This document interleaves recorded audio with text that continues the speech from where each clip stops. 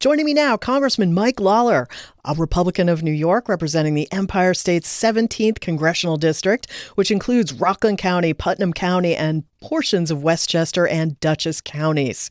Congressman, welcome back. Thanks for having me, Julie. Really good to talk to you. Very strong letter to the acting director of the CDC involving Cuomo and COVID. Can you tell us about it? Look, this has been an ongoing situation dating back to Governor Cuomo's March 25th directive requiring nursing homes to take COVID-positive patients and ultimately resulting in the death of 15,000 seniors. There's been numerous investigations, including by Congress. And what we're asking for is for the CDC to give us definitively, once and for all, an answer whether or not Andrew Cuomo and his administration adhered to CDC guidance or, in fact, went against it and ordered these COVID-positive patients back into nursing homes. Mm-hmm. We know the answer, but I think it's imperative with Andrew Cuomo coming back that the CDC state definitively once and for all. Yeah.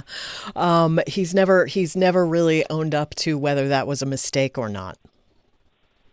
No, and in fact, he was asked just the other day, you said in your announcement that you made some mistakes as governor. Can you outline what mistakes you made? And this was not one of them. And I think most people would recognize, in fact, it was. And this is someone who benefited by writing a book deal for the tune of $5 million, benefited from that episode, inclusive of the fact that they covered up the actual number of deaths and kept changing the numbers and were not being honest with the people. And so it's not just a function of the mistake that was made. It's the cover up. And ultimately, these families deserve justice. They deserve to know the truth. They deserve to know what happened to their loved ones. And he needs to take accountability for that. And certainly if he's going to come back to elected office, he should be able to acknowledge the mistakes that were made. A lot of mistakes were made in COVID. And I think the best politicians among us were the ones who copped to that, who were like, yeah, well, that was a mistake. And by the way, I think everybody could accept that and understand. Mm-hmm. You're dealing with a pandemic. You're trying to save lives. Things are going to happen. I don't think people did things intentionally. No. But it obviously, when you start getting into misleading the public, covering up death counts because there would be direct correlation to the policy decisions that you made, that's wrong. Yeah. And that is where people got so frustrated and angry with what happened. 15,000 people. That's so sad. And a family behind every one of them.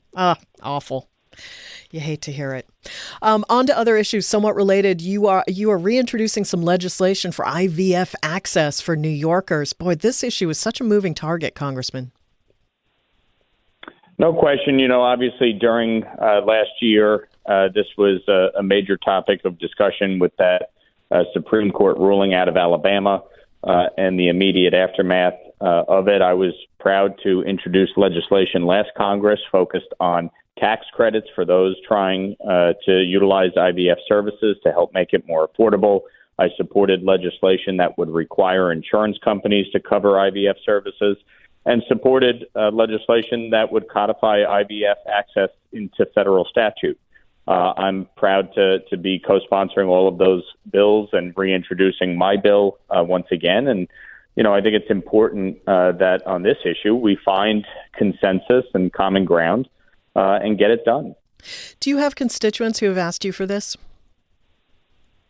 Oh, absolutely. And know many people who themselves have struggled with infertility and have turned to IVF to have children and build a family. And, ultimately, this is about giving people the opportunity to become parents and to know the joy of having children and being a family. And, nobody should be precluded from that simply because of infertility. And if there's opportunity to help people along the way, we should do that. And that's something certainly I think there's broad bipartisan consensus on. Congressman, you also are asking for some help with resettlement programs for Afghan allies. It's hard to imagine a more sympathetic constituency than these Afghans who helped us in the war.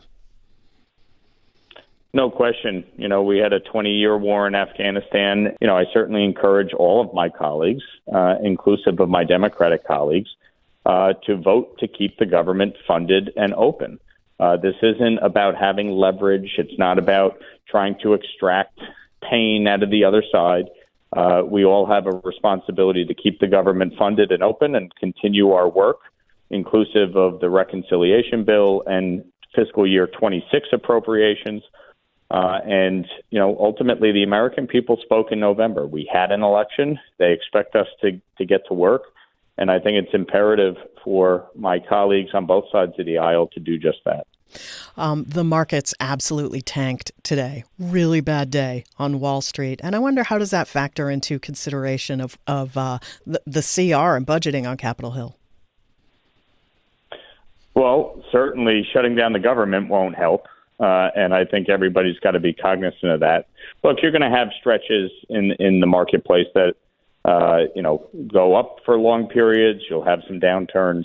I think on the whole, everything will be fine. But we got to get things moving with respect to, obviously, taxes, with respect to regulations, energy production, and ultimately, get the economy in a place where it's growing, where jobs are being created.